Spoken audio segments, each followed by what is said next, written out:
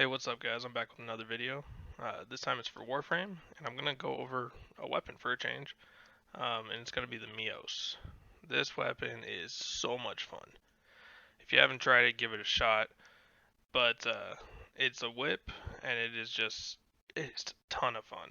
I use it mainly on Korra, but let's go ahead and get into the build. So, starting out, I use Defiled Snapdragon for my stance mod, and it's no particular reason. If you like another stance mod, if there even is one, 'cause I don't have another, go for it. Use another. It's just it's just playstyle wise, in my opinion, stances are less important than other mods. Um, but moving on to the pressure point, you can't really have a melee weapon without pressure point. There might be a couple, but as far as I know, every melee weapon I have has pressure point on it. If I had pressure point, I would use it, but I don't. So if you have it, try to fit it in here. It's definitely worth it.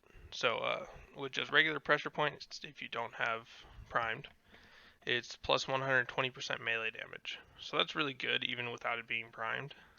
But primed is definitely better. If you have it, I would fit it. And then Berserker. This this mod is just fantastic. It is so much fun to use. So plus 30% attack speed, max of 75% for 24 seconds on critical hit. So you're just getting attack speed every time you crit. It doesn't hurt to use this. I mean, in all honesty, it's a fun mod and it's really good.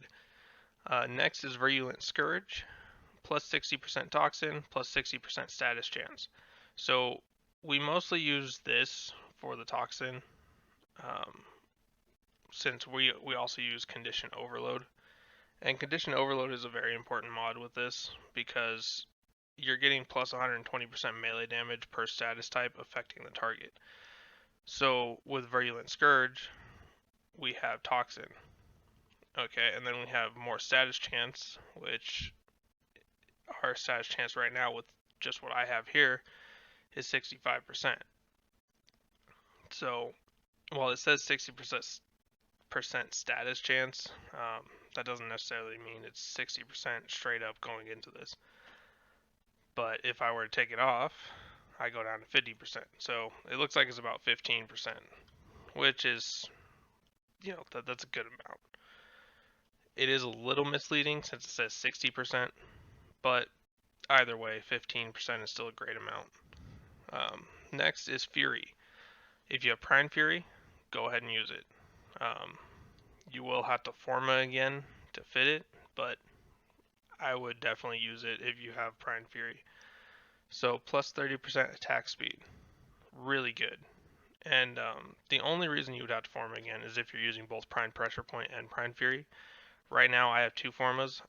I'm really not sure where the second Forma is at, because I'm pretty sure that the one here, the polarity here, where Blood Rush is actually just one that comes with the weapon, but I could be wrong. So if that's the case, then it doesn't come with the weapon, and that's why I have two Formas. But that explains that. But otherwise, you'll need 2 to 3 Formas for this build to be done. And then Condition Overload, we already went over a little bit, but basically, I have Impact, Puncture, Slash, and Viral. So Condition Overload, if I have all 4 of those, I'm getting a lot more melee damage. It's plus 120% per status effect. So Condition Overload is pretty crucial to this weapon. I would definitely be using it. I don't think there's another thing to really use in place of it. So that's kind of my choice, but I feel like that's just kind of how this weapon's built, is with Condition Overload. So moving on, I use Vicious Frost, which is the same as Virulent Scourge, but for cold damage. So you gain 15% more status with it, and it's giving you the cold damage to make the viral with the Virulent Scourge. So Toxin and Cold make viral. And then Blood Rush. plus 54.5% critical chance stacks with combo multiplier. So you're trying to combo multiplier all the time with melee weapons. It's how it is. So this gives you more crit chance with combo multiplier. It's stacks. So you could get a ton of crit chance. Like right now, my crit chance is only 19%, but with Blood Rush, it could be way more.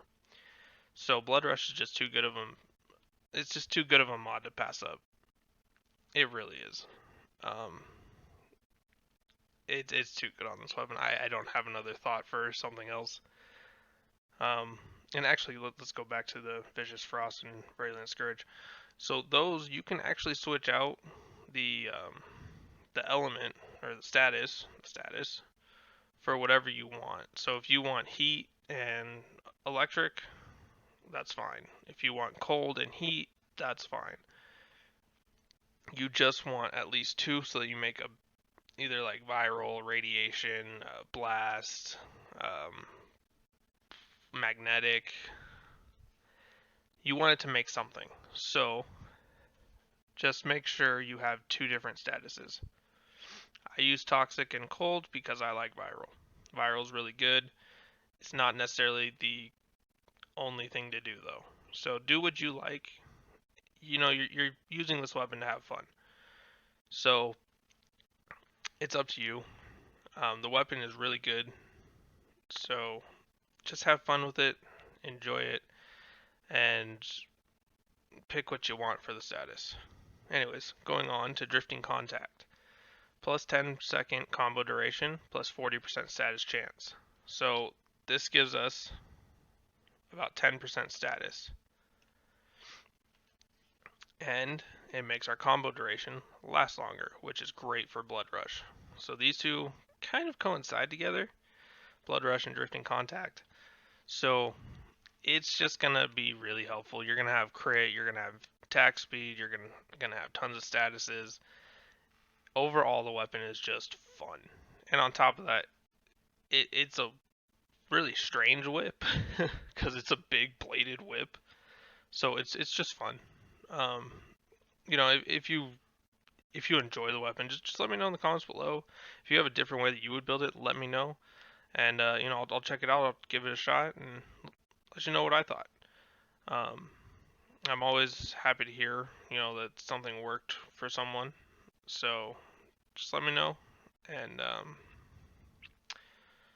you know, if there's any other weapons or warframes or companions that you'd like me to do a video on, just let me know, and I'll work on it as soon as I can.